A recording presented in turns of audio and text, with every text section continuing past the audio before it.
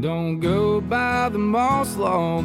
Jill flirted in a soup fog. You turn around in Laurel, you'll never come home. I could high step the rock bowl and drop in a king coal. That's a mountaineer's hunt, son. Don't go it alone.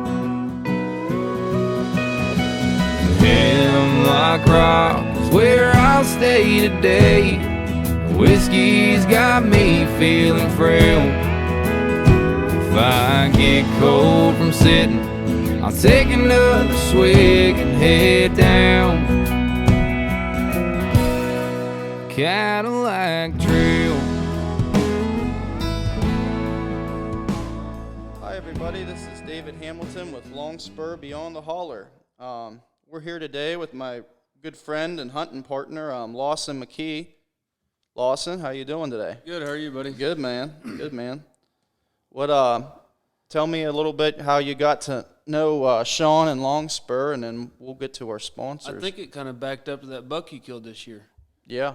You called me, quarter of the way shot, and I said, you got to call Sean. And at that time, you didn't even know who he was. No, I didn't even know they track deer. Yeah, and between that point and now, I've joined him. I've partnered up with him. Right. Franchised. I got a German wired hair pointer with him. Her name's Vera. I'll be checking in the northern panhandle, Ohio and PA for him. So yeah, that'll be awesome. Looking forward to the change of. Yeah. Probably take away a little bit of hunting time, but I think it's kind of the nature of the beast. Yeah, that's the thing. We're gonna say our sponsors here real quick and get that out of the way. We have Peanut Addiction, Sam McCoy. They're a United States brand. They're made for deer attractant.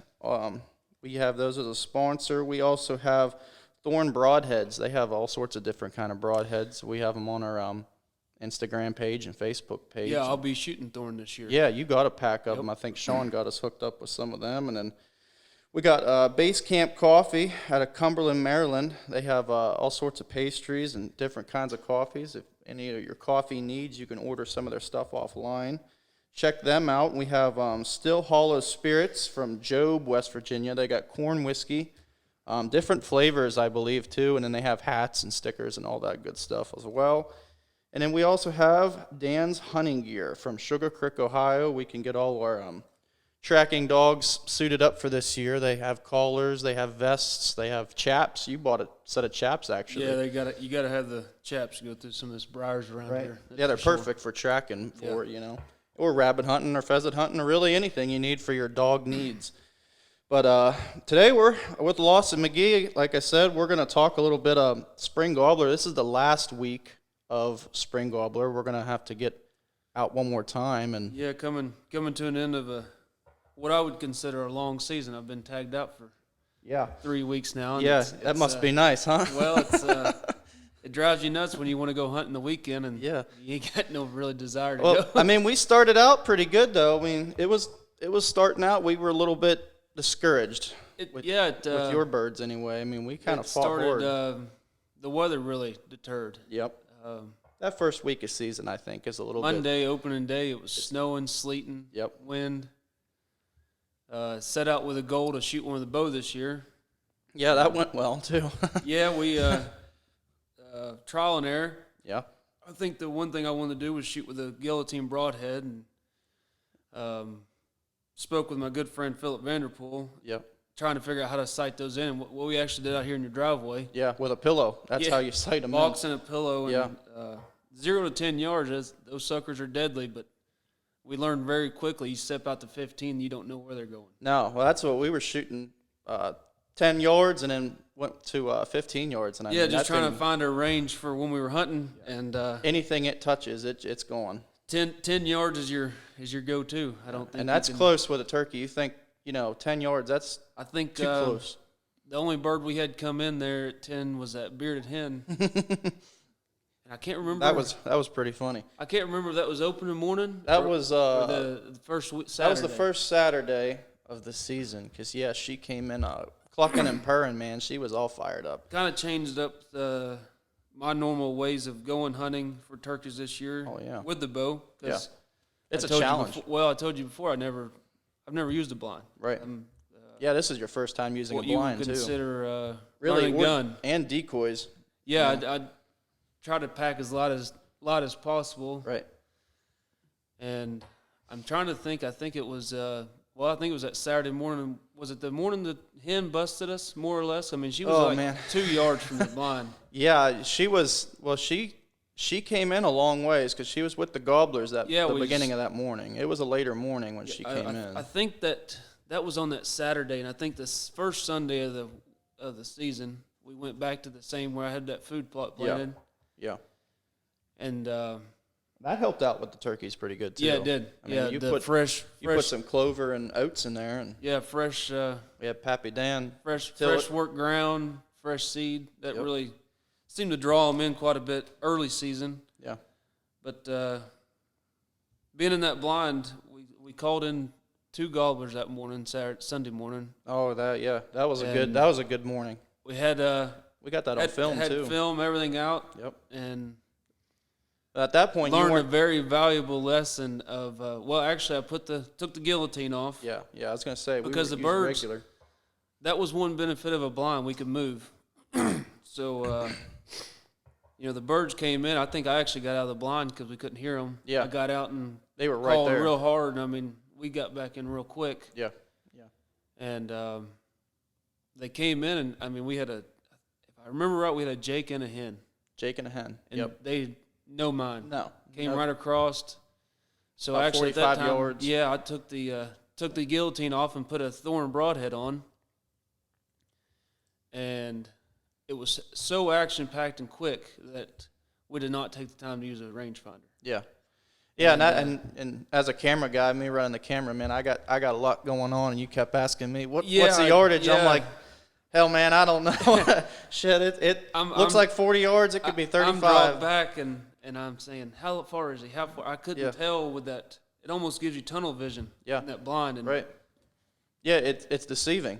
Long story short, we guessed him about 30 yards, I think, and I just put that new sight on my bow. Yeah, you just got that on there about 2 months prior. I was comfortable 30 down because I wasn't worried about 30. I was worried about 5. And it was 10. in line with him. It just went in the front of his beard. Just short of him. Yeah, just short of him. I think he stopped. And then in the middle of that, he flopped off. The second bird that was with him never moved. No. I was trying to get the shotgun. You were grabbing my shotgun. Long story short, we walked home empty that day. You asked me, you said, is it on safety? I said, it's on safety. And you tried to pull, and you're like, it's on safety. I said, yeah, I know. It was. Well, the benefits of using somebody else's gun. But between then and the tag out scenario, I've had soldier problems all year. Yeah. So wasn't able to draw a bow back. Right. So that kind of, and I don't like eating tag soup. No, so no one does. So that deterred the bow. It's a dry sandwich, man. She went back on the shelf, and the shotgun came out. That's when stuff get real. And I'm trying to think. I think I killed. I think it was on Saturday, the next following Saturday morning. You weren't able to hunt. Yeah, I wasn't able to go. And I went out to a farm we have on 88 that we hunt, and it was done before I really got out of the truck. It's just one of those ones. I got out of the truck, when I shut the door, the turkey gobbled, and the first thing I thought was, well, he's What dead. time was that? That was around 9, something like that? Well, because you said you sat at that blind that morning. I went to my food plot that morning, had 2 birds hammering, and I could see them coming. Right. I had first time I ever had it happen, but a chicken hawk. Really? Flew through, and I mean, they went from gobbling before they even took a step to silent. Huh. And I've got a son, and I had the diaper bag. Yeah. And I was supposed to drop it off or take it out of my truck before I left. Right. Well, you know me well enough. There's not a lot that I do well. Forget. But I do it very well. You do it very well, yes. And so I thought, well, these birds are spooked. They're done. I ran and dropped the diaper bag off at my mother-in-law's. Right. Drove out to the 88 farm. Yeah. And I got there, and like I said, I shut my door, and he gobbled, and I was like, it's game over. If you're that fired up, I will kill you. Yeah, absolutely. And eased up through the woods, and you're from up here. Everybody's hunting West Virginia. The hills will deter or confuse you with the sound so quickly. Yeah. Yep. And he gobbled again midway through the woods. I think I stepped on a log, to be honest with you. And and made it like it was a shot gobble. It wasn't a call gobble. He heard the leaves rustling or a little bit of crackling. Something, and he gobbled, and I was like, oh, crap. Right. Now, I'm froze. I got my gun. Yeah. I don't even have my vest on because when I shut the door, he gobbled. That's the time when they come in, too, when you I have was nothing. like, I don't even have time to grab nothing. So I had a mouth call in my pocket, shotgun, and the sun was just, I think it was probably, this was probably 7:45, 8 in the morning. It was a sunny day. If that. Yeah. And I'm right on the edge of a break, and there's a pipeline that goes over, and I look up, and the sun, those mornings where the sun's just coming through the leaves, and it's just beautiful. Yep, it's gorgeous. Well, in the mix of that beautiful was a tail fan. Oh. And a good friend of mine, Bob Pyle, he loads my turkey shells. And tungstens. I have no doubt with those things. But I pull the trigger, it's a dead bird. 80 yards are good for it, too. I haven't shot that far, but I probably wouldn't hesitate in a big bird. Right. I was about 52 steps, give or take. I look up, and like I said, all I see was fan. So I didn't even put a call in. I just made a yelp with my mouth. And I mean, whatever it was, made his head stick up. I pulled the trigger. He was done. Right. So that was my first bird of the year. And actually, the weekend before that, me and you were out at the same place. Yep. That's where I found that matching set of sheds. Yeah. This is like my favorite time of the year. It was 11 point, wasn't it? Yeah, literally we 10 or 11 tripped over them when we were up there. Yeah. Yeah, I love spring. You got you guys Morels. in the last episode you talked about the morels. Yep, ramps. I haven't got into the morels up here like I did at home just because of the terrain difference and quite honestly the time. Yeah, right. Me and you put a lot of time into shed hunting. Yeah. Oh man. I think we walked 7 miles that one day and didn't find nothing. Didn't find nothing, and the next day you went out on the same farm that we walked across. And you weren't even there an hour, and you said you tripped over one. Yeah, I found 2 there, and then I've only found 3 this year. And then, like I said, we found that shed there, the matching set. I seen it, and I told David, I was like, hey, buddy, I said, I'm going back this way. He said, why? I said, well, there's a shed. And as soon as I picked up one, there was another one. That was the first set I found, all year. And they were like literally not even 2 feet next to each other. That's were probably right there the closest in the grass. I've ever found them.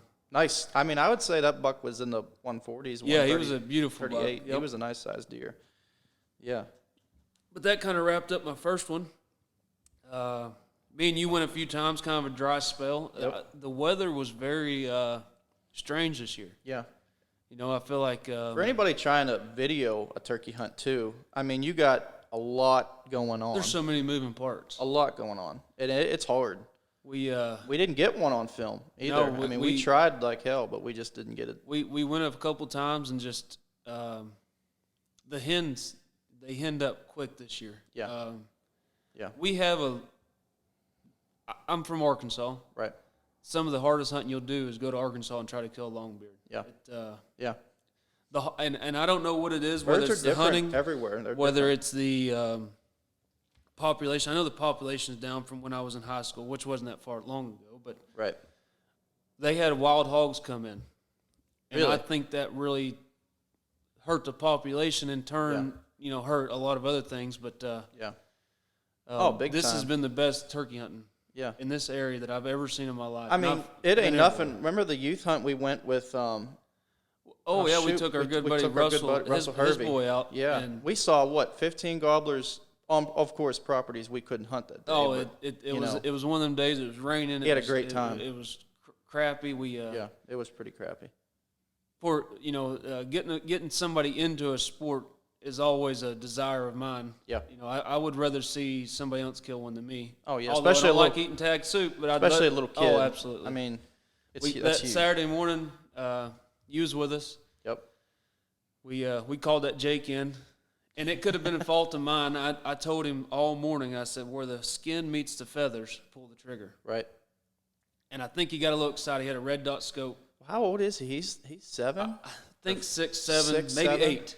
I mean, he's in school for that age. He's really responsible with a gun. So really driven. Yeah, I mean, he wants to go hunt them. Like I said, my style of turkey hunting is to run and gun, and there's not a lot of guys that want to keep up. And he did it. He did it with us. For such a young guy, we never had him walking some miles. Poor guy. He I think he fell asleep in the truck between one farm and the next. Yeah, trying to get him a bird. Getting another bird. Yeah.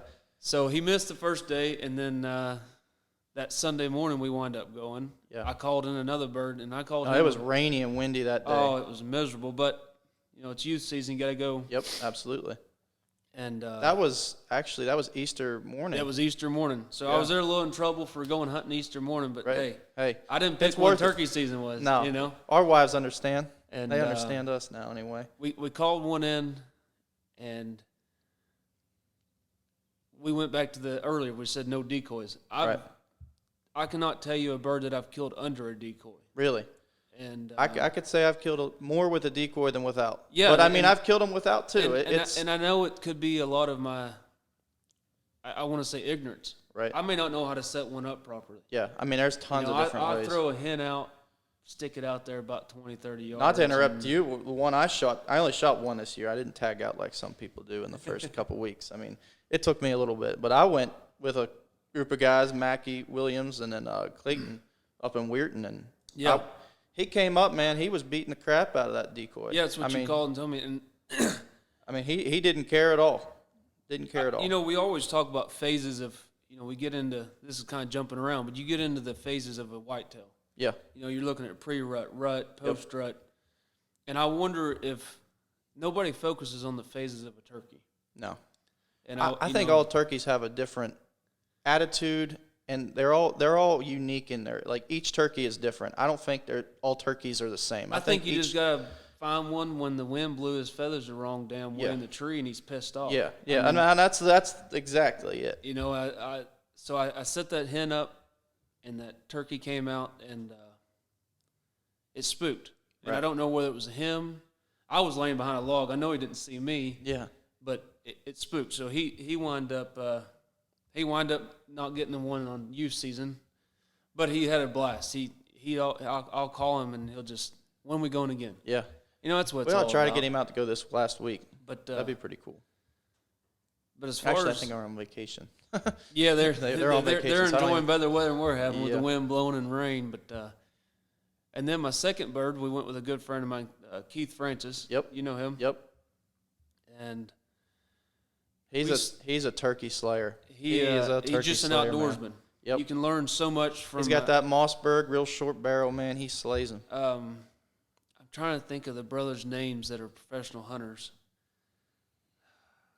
Yeah, we'll get to that. Anyways, they have a saying that says, "There's guys out there that do it and don't talk about it, Right. but there's guys out there that do it and talk about it." And he's one of the ones that don't talk about it. No. And He's people a like legend. you can learn so much from people like that if Yep. you just sit back and watch them. Oh, yeah. Just even the deer woodsmen hunting too. Yeah, it don't just boil down to turkey hunting Ginseng, or anything. It's just morels. Yeah. when this even comes back to being Longspur tracker. You got to break down to the woodsman, Yep. and know To the people. or have a good feeling of knowing where that deer's going. Exactly. And so you look at these old people. I say Oh. old. He's not old, but No. older. Even the older Older generations. than you and me. Yeah. You learn A lot of so wisdom. much. Yeah, just sitting back and watching. Yep. Though they made mistakes on the way, and I think that's the biggest thing. Of Yeah. mistakes, you learn what to do, what not to do, change it up. I found out that worked better than that we did last time. I mean, Yeah. we have that all the time, especially Oh. with deer season. We had. I mean, Yeah, we had You know. we had a rough go. I mean, we've been focusing on the filming. Yeah. And that's been a this a is our hard first go. year into it. It's forgot to push the record button. Yeah. We, Whoops. We set up at the wrong positions in the tree stand, trying to get Yep. It's one thing to find a tree for one stand. Right. That's easy. When you find a tree, you can put two stands with two people Oh in there. my gosh. It's Well, remember that one tree stand we had set? My dad, he would kill me if he saw the setup. suicide stand. It was suicide We stand. killed a deer out of it. We killed a deer out of it. Yeah, it was a management buck I shot. Yeah, But, that was. But I mean, turkey hunting, like you said, I think they all are unique in each. One bird may come to a decoy, and one may just say, I've Hang had up my and look tail. at him. I had my tail whooped last week by that bird. Yeah. I ain't gonna come up there and mess with him. Yeah, and that while I was back to Keith hunting with him, we called him 3 gobblers. He doesn't use decoys. No, but we had one hen. Yeah. And that's when I called you that morning after I killed him. I said, I'll never use one again. Yeah. And I will. You're irritated at the time. Right. You're pissed off because Oh yeah. we were doubling up. Right. We had the opportunity. They came in through the woods, just hammering. Yep. As soon as they seen that decoy, Just one hen. I You didn't could have see a their jake feathers out. I just didn't have nothing. Slick down, they're done. They stood their head straight up and, Yep. and Walk. went to putting. Yeah, And that ain't a good sign. no, and I kept asking Keith if he could see him, and he said no. I said, I'm sorry, but I got to shoot. I don't like calling one in, letting him go. Right, exactly. And so Their breast meat's too good. yeah, and so that tagged me out. That was Mm-hmm. that was the end of it for me. I mean, a lot of people's killed them. I mean, a lot of guys on our tracking, the guys we have with Longspur, they've killed a couple birds. Everybody's killed and one. a couple of them killed with the thorn broadheads. Yeah. And like I said, that was a diehard goal of mine this year. I mean, I even told you start the season. I said, shotgun stay in the safe. I mean, hell, we shot those two with 50 caliber muzzleloaders in the fall we got lucky season. this year. I mean, that was pretty awesome. Took care of the what was that, Mountaineer? Yeah. The Mountaineer Heritage season. Took advantage of that. We were technically the first ones in this area to kill them with right. the Heritage. Yeah, because we had a little problem trying to get them tagged in. It was a little bit of a sketchy moment. And there. we already had them skinned and mounted. Yeah, we had them mounted and had the game wardens calling, asking. Mr. Steve Hammerich, Yeah. I had to call him and tell him, hey, I need to get this bird legal, buddy. But, this was the first year they did the turkeys in the Heritage, and Yeah, he they wound did. up taking care of us. Oh, yeah, he fixed us up, And that's it. If you got a question or anything like that, call your game warden. I mean, you can't be scared of them. They're just like us. They're out there hunting. They have to deal with people all the time. If you got a question or a concern or something, just give your local understanding of the law. Anything. Just give him a call and ask him. He'll give you his word. I mean, he will. Yep. Don't hesitate to ask No. for. It's a lot easier to ask than it is to think. Yeah. Right. No. Yeah. Asking for forgiveness is a little rougher That's than not really the asking for permission. Yeah. It goes a long ways with the wife, not so much with the game. Right. Yeah. You can ask for forgiveness a little easier with your wife than you can. There is Yeah. no doubt. Absolutely. Yeah. Well, you use the tungstens. Yep. And he loads those for you and everything. Yeah, I've been shooting those.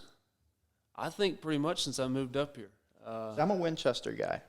3.5 I shot inch Winchesters. I shot Winchester Longbeard. Yep, that's what I shoot. Supremes, I think they're called. They're black. Yep. Yeah. I shot those for years out of a Winchester Super X3 shotgun. Yep. Poor thing ain't been out since I got this. Started shooting these. And you're abusive to your gun too. It's a tool. Yeah. I mean, it's an expensive tool. Yeah. But it's a tool. It Waterfowl. That's what I was telling the boys. I don't clean my waterfowl gun or my turkey gun, just because when you clean it, the pattern. It just seems, I'll wipe it down. Right. We I'll hunted clean some the action, but I don't clean. miserable days this year duck hunting. Yeah.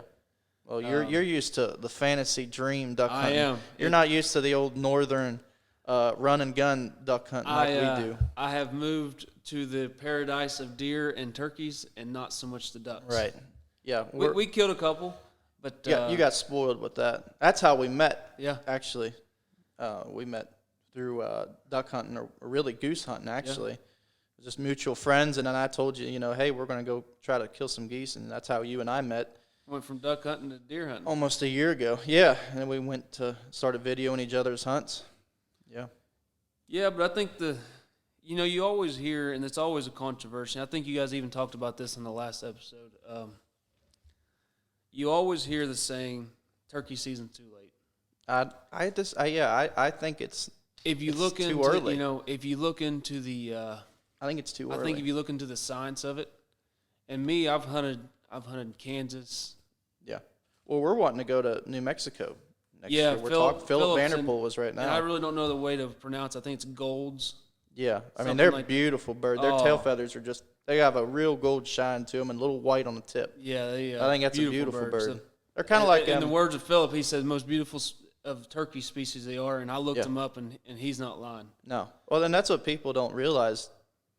Turkey, there's different shades in turkeys. They have what are them Osceolas that are crossed with peacocks. They're like a I rainbow. think they have those in Mexico. I'm not sure the breed of those, but them turkeys, I mean, they could be they're just like deer. You can have an albino, you can have a piebald, you can have one that's a little lighter. every one of them's different. darker. The bird I killed this year. Yeah, that's which right. I don't know if it had mites or someone said beard rot. yeah. I don't know. I'm not a. You're a spur guy though. Yeah, I like the long spurs. Yeah. But this thing was multicolored. He had green and brown, and it's the first one I've ever killed that way, and I've killed a few of them. That's what I killed my personal record last year with the 50 cals. You and I were sitting there deer hunting, and I killed my personal record of spur length. It was 1.5 inches. Yeah, spurs. I mean, big, that's big huge heavy spurs around and here. I go for the spurs. The beard's a little bit of makeup on top. I like them right, nice and thick beard. But we talk about everybody's complaining about an early season, and I think if you back up and look at the science behind of why a season is when it is, you'd be appreciative of how many birds you have to kill. Oh, huge. Or hunt. I shouldn't say kill, but to hunt. Yeah. And I mean, I kill birds. I'm not saying I hunt a bird for just its beard and spurs. I mean, I keep the breast meat. I could do whatever I can with the leg meat, give the dogs, the liver and the heart. But, if you got that Jake and there's a couple of nice toms in the area, I mean, sometimes that's the best thing to do is just let him go. Now, if it's a kid, it's different. I'd let that kid shoot whatever he wants. But I think the season is too early around here. They had it a week earlier this year, I think. That started, I think, 2 years ago. 2 years? Maybe this might be the second season. The first week is hard. It's hard, but I mean, you sit back and I hate to keep saying it, but you sit back and look at me, I'm tagged out. Yeah. Yeah, second week it might give you some drive. Right. It might give you a little bit, get a little pissed off anger your hat in there. the damn ground, be like, what did I do? Yeah. Why did he shut up? Right. I couldn't even yelp. Right. And he'd cut me off. And that's what I think. Most people don't sit there long enough. No. Just because that bird ain't gobbling back or responding doesn't mean he's gone. No, and it makes it hard. I come from the South. You can hunt all year. I'm all sorry, all day. All day, yeah, not all year. Yeah, not all year. But those evening hunts, they don't gobble. Yeah. Very little. They will. You see them in the field meadows. You see them, and you know where they're going to roost, and they respond to the calls, but they're not just hammering like they are in the morning. Right. And I think you got to play in, you kind of got to bring out your bag of tricks. Right. Yeah, every bird's different. Some birds you got to call a little more to. Some you could, like your buddy was saying, he made, a couple chirps to one bird, and he shut up. Yeah. And the thing came right in. I mean, an hour later. Kind of spooked you. You know, you're like, I'm about to give up, and you stand up, and the bird. I can't tell you how many times. I'm a run and gun type turkey hunter. Yeah. If he's not talking to me, I'll go to the next farm. I like the second or third week. That's my favorite. Well, as you get into the season, in my opinion, it gets easier because the hens. We're looking at Saturday of the first week, and I think that was like April. Let's say 20th, something like that. It was something like that. Yeah. I walked up on a nest that had 10 eggs in it. Yeah. So as later in the season, the more the hens are set up. Right. Or nesting. Right. Which means Tom's still looking to do what he's been doing for the last 3 weeks. And it's all about, trying to have birds for next year. Yeah. You know what I mean? There's guys, I hear it all the time. Man, the season's too late. No, I mean, you got to have it for the next year. You got to have some birds for next year. And we got spoiled. And they get upset at us for fall hunting. A lot of people, they don't like that fall hunting. But, I mean, if I'm sitting in a tree stand, deer a little slow, I got a bow, and I got a couple of toms coming in. I mean, I can't resist. Hey, they're in the rule book for a reason. Yeah, and But I think it's, you guys have cicadas up here. Right. I think we had them in the South, not like they do up here. Yeah. I mean, I was on a That's pop all you on when hear I first came in up the here, and I summertime. would have to wear earplugs because they were so. But I think we So got loud. spoiled in like 17 or 18, I think it was, when they had like the 10-year cicadas. Yeah. Is that when they do it? I think it's 7. 7 years. Yeah. There were so many cicadas, and it helped the poults. Oh, they love them. There's so much nutrition in them. Nutrition in them. And it could be a number of things why the birds seem to be different. We have a good bit of coyotes, fox, possum, your average fox, stuff like that, and that puts a hurting on them too. Yeah, and I don't think the population's hurting around here. No. But, we were just talking before we started. Still got to manage them. We've seen a lot of hunters this year. More than we really realized that in our area. I've got 3 farms that, up until this year, to my knowledge, I'm the only one turkey hunting it. Yeah, we had that. I leave it from a honey hole, and next thing I know, we had that one fella showing up. Yeah, we had that one fella. I don't do well with people showing up at my hunting place. Well, you almost got shot at. Yeah, I mean, years from ago, somebody not supposed to be out there. So when I see somebody, either you were calling too good or your setup was too nice. They liked whatever you were doing. They came a little closer than I think, but it's good to see. I mean, they were young kids. Oh, yeah. I did stop them and talk to them, and turned out to be really good guys. He ended up shooting one, I think, last week. Yep. And so you get a lot more hunters out there, and I don't know if it's more or that you just see more. Right.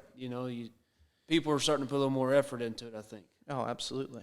But, I mean, it's a good sport. It's a fun sport. I mean, mouth call, box call. You get that old beat up Papa's old box call out there, you got for $10 at a store. It does just as good as the old mouth calls, I mean. It's my favorite time of the year. Yeah, I mean, it is. It's a beautiful morning. There ain't nothing like getting out there at 5:30 in the morning and seeing that sunrise. And hearing a turkey gobble. Oh, man. That's what that one I had in Weirton. I never experienced a gobbler gobble for so long. Some of them, you get some that are just so fired up. And man. It just seems, at the time of it's happening, you're almost like, this is too easy. Right. I worked that bird for 5 hours. And he was a consistent bird. He was hand up. Yeah. And what got the bird that I ended up getting, what helped me was he was so pissed off and fired up. I was in between him and the bird I shot. That's really how the one that I was talking to that was never showed up. He never showed up. He was hand up. But the bird that I ended up shooting, I think I heard him gobble 3 times. And he shut up. I kind of lost hope. Not lost hope, but really just was like, I'm after the one that's, gobbling. The one's gobbling. Right. Yeah. And he came right up on him, man. He started beating the shit right out of that decoy. And it was one of them things, it was like something you see on TV. I looked over, and I'm talking to my buddies. We looked over, and he's there. He's flopping the crap out of that decoy. Yeah, it's and there's really no rhyme or reason, it don't seem like, Well, that bearded hen that came in, there ain't no rhyme and reason for a bearded hen to respond to a yelping hen. She came in usually hot. They want to take you away. Right, yeah. And she came in hot, man. I'm not sure, what boils down to what causes it, but it sure is damn fun. Oh, it's a blast. It's a blast. And, I mean, so is deer hunting. That's the difference between, like us, we talk about deer and turkeys, Yeah. and I told you before turkeys, I'm ate up. You're like turkey. a little kid. Oh, I can't stand it. Yeah, I love turkey hunt, but I like deer. I like my deer. I love bow hunting. That's all I do. I don't rifle hunt. No rhyme or reason. Just like shooting one with a bow. And that's like you said. That's how I met Sean with the whole tracking thing. It was with deer hunting. I didn't realize that you can track deer with dog. Oh yeah. I mean, I didn't know it was an actual thing. Well, I shot mine. I killed my buck after you, didn't I? Because you killed yours early. I killed mine October 24th. Yeah. Or no. November 5th. I'm sorry. November 5th. And that was I had a good year. That was also my personal biggest whitetail. Big a 150 West Virginia buck. Yeah, 150 West Virginia buck. Yeah, because you called me, shot him. Mm-hmm. Couldn't even understand you so excited. I mean, that was a buck you've been after for what, 3, 4 years? 3 years. 3 years I've watched him. Got sheds for the last 3. Yeah, he's a great deer. And that's been shot and missed that. Well, when I hit him, he was facing me. It was one of those deals I should have not shot, but the opportunity was such a good opportunity, I couldn't really pass it up. You got so much adrenaline going there. The last thing, you're looking for a good, clean. It happened so shot. fast, but it took so long. Oh yeah. I mean, it was a rough track too, and we did that on our own. Yeah, you called me, and I had bowling that night. You had bowling, and Sean talked us through what to do. Yeah, I told you give him 7 hours. Mm-hmm. I think I'm we glad wound up giving him. Glad we did. And I showed up after that, and we tracked him for a long ways, and your wife and your sister helped. Yeah. And every time we thought we'd not find blood, next thing you know, we found a drop. Oh, yeah, and it were a puddle. Or a puddle. Yeah, and I'm colorblind, so I mean that slows you down a little bit. Slows me down really good, And he wound up. He zigzagged. Yeah, well, he came where the direction he came in. I shot. He circled straight back, and then he cut back. When he came back, he actually was within 60, 70 yards from my stand. Of your stand, just down in the holler there. Yeah. And but we he tracked him, and bed. I kept telling him, it's like, I don't know. Yeah. I don't, I just don't know. And we finding blood, so it's your natural instinct. I'm fine. I'm going. Right. It was one of those hunts that I was like, I ain't going to see nothing today. You know what I mean? I'm like, it's too good of an evening to pass up. I'm a little late to get to the stand. Yeah, Let's just do left it. my house. Yeah. I mean, I was just like, we hunted that morning. Yeah. We hunted that morning. We were trying to get you on a deer. We hunted a couple specific deer you had on a place we hunt on, and that evening you were bowling. I said, well, it's like 3:30, 4 o'clock. I said, I'm just gonna go sit in a stand. You know, it's an observation stand. It's by a field. I really didn't figure I'd see him. Yeah. And when Snort I did, wheeze came right in. he snort wheezed and a couple aggressive grunts. Man, he got pissed off and just locked on. Just like how turkeys, they get pissed off, locked on. You have some respond, you have some don't. Mm-hmm. I mean, it goes back to those phases that we don't know what they're in. Yeah. And Well, but we tracked him. We wound up going up on him. He was alive. Yeah. Yeah. Well, and that was about 12:30. 12:31 in the morning. I was like, man, I gotta go to work. In the Yeah. morning. Yeah. You got to get up at 4:30. So I gave you Sean's contact.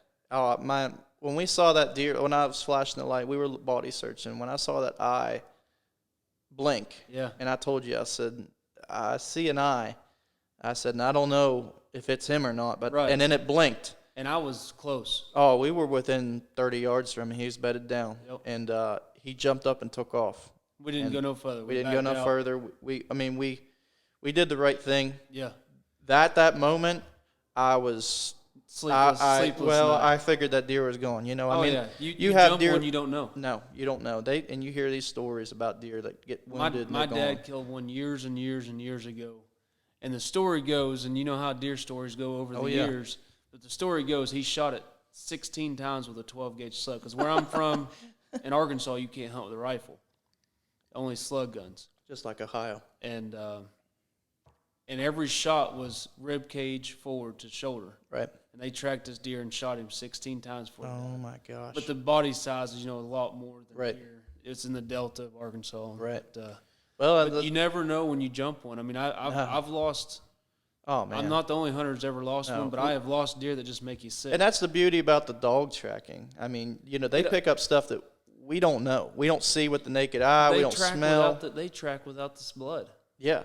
Oh yeah. Sean, he does it. That's how you training. train. That's how you train in Vera with the liver drag. I do some liver drags with her, and she'll be going to Sean here soon. But he'll do. And if you follow him, either Facebook page, and he shows videos or just talks about it. Mm-hmm. He's doing blood drops like every 200, 300 yards. Yeah.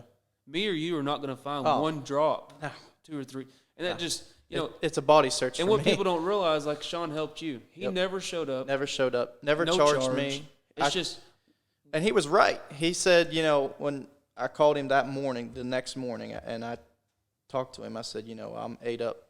I'm going to go look for him. And he told me, he says, where that bed was, he goes, look over the bed. If there's slobber, if there's a good blood pool, he said, do a body search. He says it should be within 80 yards. And it was. It was almost spot on. 80. But, I was sick. I was sick to my stomach. My dad was actually he had kidney stones, and he was sick, so he couldn't come and help me. And he's normally my one guy that comes out, and we always find the deer that we never think we're going to find. Well, and I did a body search that morning, and sure enough, right there in the right of way. 80 yards away. Yeah, we walked out the opposite direction. walked through And if we wouldn't have done that, we could have pushed him further. who knows how far he would have went. But we didn't know where the deer went. Yeah, but we were just going the easy way out. Just like we were saying about the older gentlemen that have lived and learned and trial and error through everything. Sean knew through trial and error. Maybe he knew, but I feel like he's a guy just like me, or you, trial and error you'll learn. And he told us, and he was right. It was within 50, 60 yards. Yeah.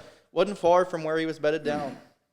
And I found out that's where that buck was living. His main quarters was. Yeah, because he we went to back his during bedroom. the daylight. Oh, there was rubs everywhere, scrapes. It tore up. Yeah. That's and you learn so much about. That's one of them old woodsman thing you talk about. You shoot a big buck. Yeah. If he don't drop in front of you, he's going to his home. Right. I was blown away because, like I said, I've been watching this buck for 3 years. We hunted him the year before that pretty good. He was a nice 9. Mm-hmm. I'm glad I didn't kill him, but he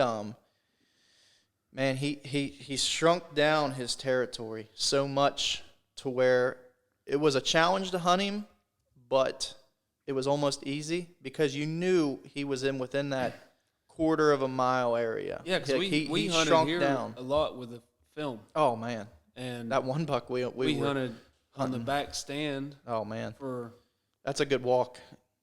We hunted that for a week straight. Yeah, had a buck showing up that we checked the camera at that a 13 morning, point there for a while. but he never made it there. And as a crow flies, that's less than 200 yards. Yeah, Yeah. You know, and that buck, he never got past that corridor. Yeah. Hopefully we'll have him this next year. I really hope. He was a dandy. That one was a dandy. He was a dandy. But I'm just saying, your buck you killed, he never left his corridor. No, and like I said, I for the years that I've seen him, he pretty much roamed this farm. Mm-hmm. The first 2 years, you couldn't really hunt him without being lucky because you didn't know where he was.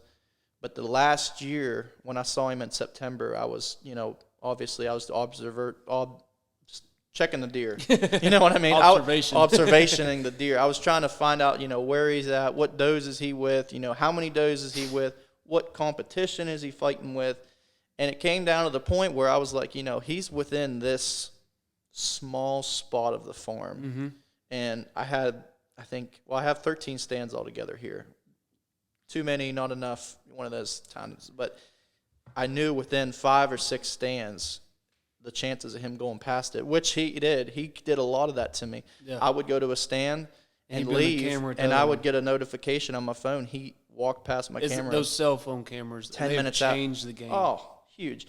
I mean, you could be one of, and I'm okay with, for years I never used cameras. I was just, by luck sight. Of the draw. Yeah, luck of the draw. I didn't know what was out there. The field, and I think that's where he's living. But man, these cell phone cameras, they changed the game huge, like you're saying. You could set up cameras. You can cover farms that you don't have to, Yeah. Hey, fuel's $5 a gallon. So that's what the deer that we were hunting over, the ones that you got. We hunted 3 different deer. 3 different deer. There was 2 we wanted. Yeah, and the management buck. And they just disappeared. Yeah, that 5x3, man, he was a good deer. That when we got that one on film as well. Yeah, that one was on film. We're backing up. We're tagged out. This is the last weekend of turkey season. Yeah. We're getting ready for a long summer. Yep. Which we wish was a long summer. Well, the only thing we could do is prepare we get now. 6 to 8 weeks. Yep. At most. Yep. Weather pretty much does not last to be peacefully and nice in West Virginia. No, it's either hot or cold. Remember, and I've learned the cold is a lot longer than the hot. Oh man, you and I went some brutal cold days. Turkey hunting, and that first week of turkey hunting, I was telling you, I said, I don't think we've had a nice it was hunt. Snow, rain every day. It was either snow. But I backed up. Last year was the first year I put a food plot in the farm I hunt. I didn't put it in until September 6th. Right. It done well. I put turnips in, radishes. Yeah. It attracted deer well, but it was so late that it wasn't a food source all year. And a lot of the oak leaves and tree leaves just where covered it's them up. It's kind of a hidden field. It was good for January though. I mean, they came in there real hard. But I think you start looking into your conservation side of hunting. Agriculture's huge. You got to put in the time. There's guys out there, and we're all one of them. Yep. We've all got lucky. Yep. Oh yeah. But the time. You start putting in. I start running cameras in June. Yep. You're allowed to do feeders in West Virginia for deer. Yep. I run mineral all year. Yep. I use a lot of minerals. Yep. But I put my food plot in. I think that was it was a week before turkey season, so 1st of April. Yeah. And I put clover and oats this year. Yeah, we had Pappy Dan went out and tilled it, and it's really grown. I've got my cell phone camera set up. I've already got bucks showing up. Yeah. So I think I'm going to reap the benefits of having a year-round food source. Yeah, and we already got a couple. You already got a couple on camera with velvet. Yep. It's hard to tell right now what they could be. They could be young. You don't know. Right. Yeah, all that velvet makes them look 10 times bigger. I'm waiting to see fawns. Yeah. I just seen a doe today on there that she is very pregnant. Yeah, that's a good sign. That's a good sign. Yeah. So I should have fawns on my food plot soon. Yeah. But I think you just gotta you gotta put in the time. Put in the time, and get an idea of where you're gonna. Have stands is a good thing. Do it now. Yeah. Don't put the pressure when they're late September. I mean, you always got that moment where man, we need to get this one here. We got to go. We put them in at 4 a.m. Oh well, yeah, we've had a lot of and killed deer. Yeah, and the same day we set a stand up. I think you're gonna have that, but the more upfront time you put in them. I feed that buck that I shot the last year. I have 3 feeders on all the corners of the farm, and he was a feeder buck that came to those feeders all the time. But when I, go to shoot him, there wasn't a feeder in sight. Yeah. You know what I mean? He stayed in that area. They're very food driven. Mm-hmm. You got eat, sleep, rest, and repeat, and chase some does. Yep. Yep. And that's same with the old turkeys, man. You got to have the fields. You got to have the good grass. You got to have the good tall trees. You got to have the water source for turkeys. I mean, there's a lot to. It comes down to management too. Oh yeah. I don't think that's talked about enough. No. No. I've lived here since late 15, Yep. say 16, Yep. and I think a lot of the problem here is doe management. Oh yeah. There's a lot of does here. There's a lot of does here. You know, I heard there used to be a rule.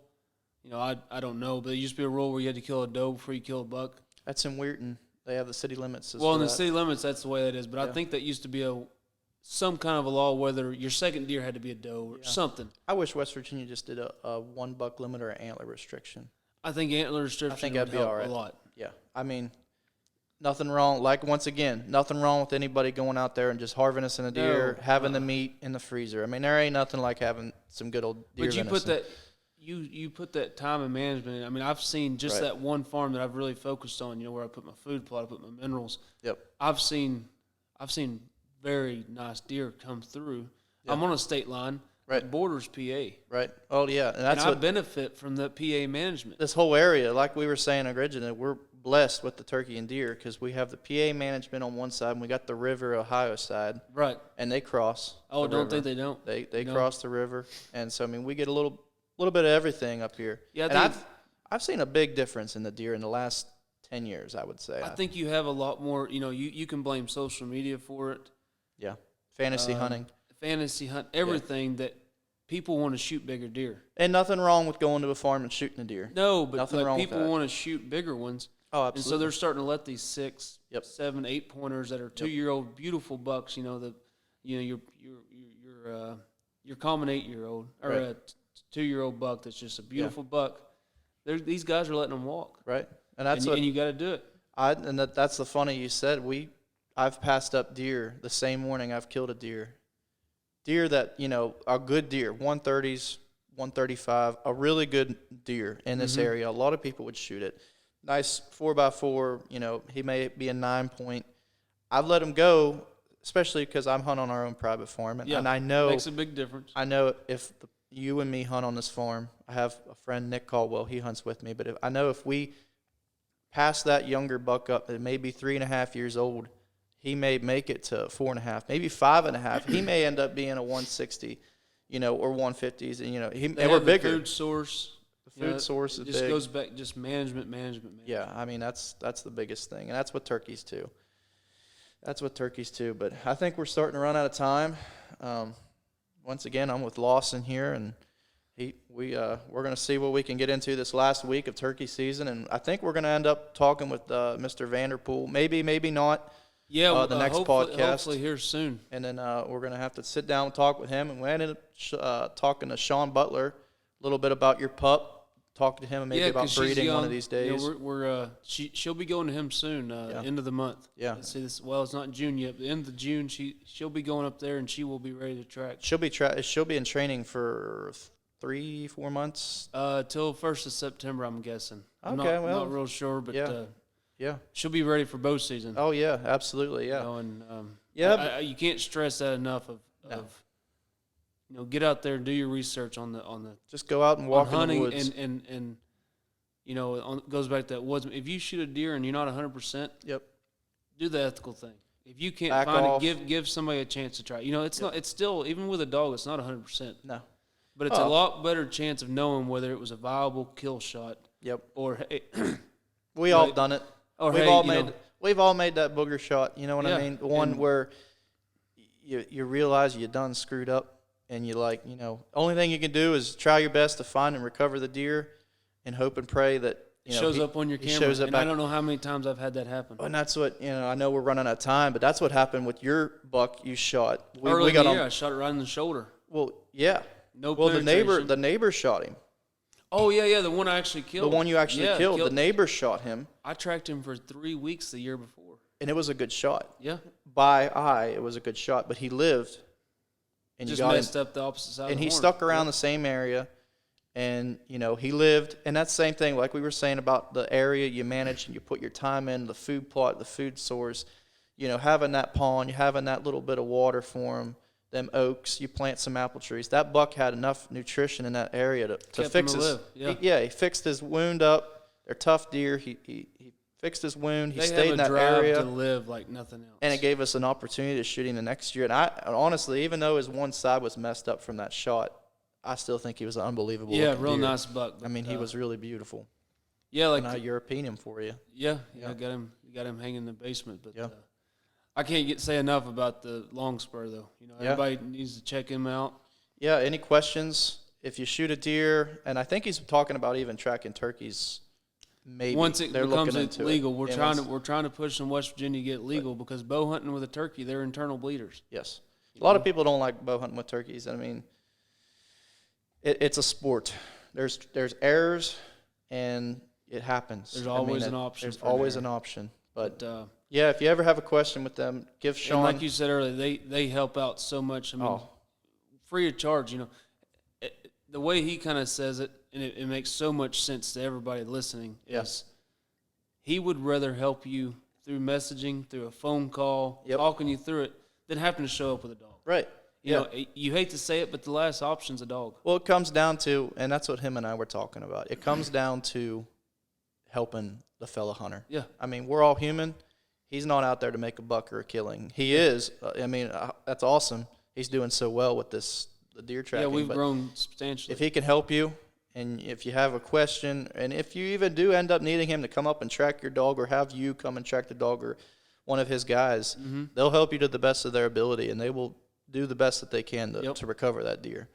Absolutely. But anyway, like I said, we're running out of time, and I'm gonna bring up the sponsors again, and then we're gonna cut it out and talk to somebody next time. We got Peanut Addiction.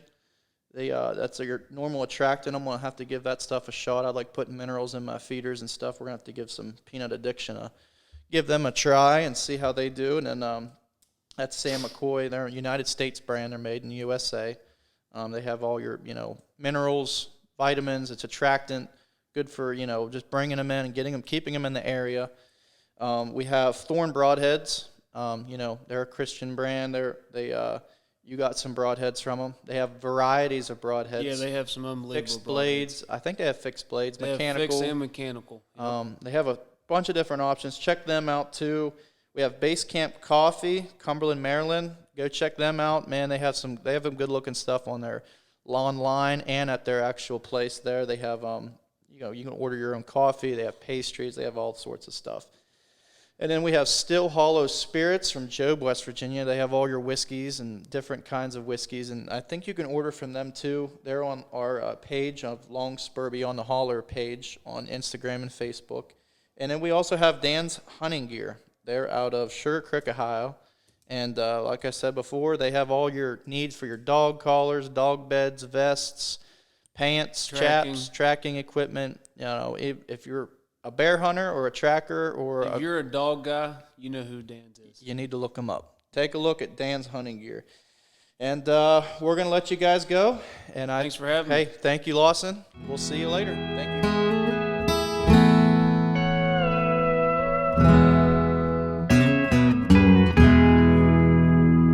Don't go by the moss log. Jill flirted in a soup fog. You turn around in Laurel, you'll never come home. I could high step the rock bowl and drop in a king coal. That's a mountaineer's hunt, son. Don't go it alone. Hemlock Rock is where I'll stay today. Whiskey's got me feeling frail. If I get cold from sitting, I'll take another swig and head down Cadillac Trail.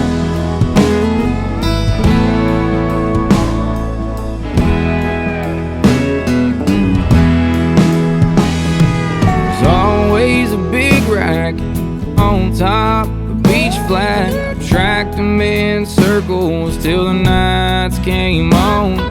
There's always a dandy at the bottom of Gandy. The ghosts of old Red Creek, you swear they're all gone.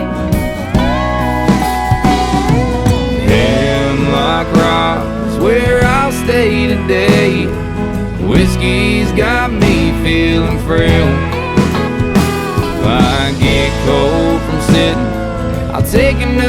swig and head down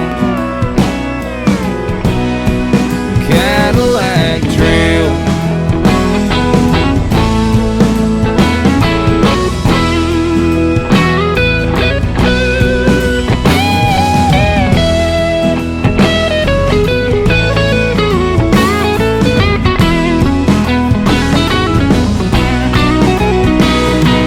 Hemlock Rock's where I'll stay today.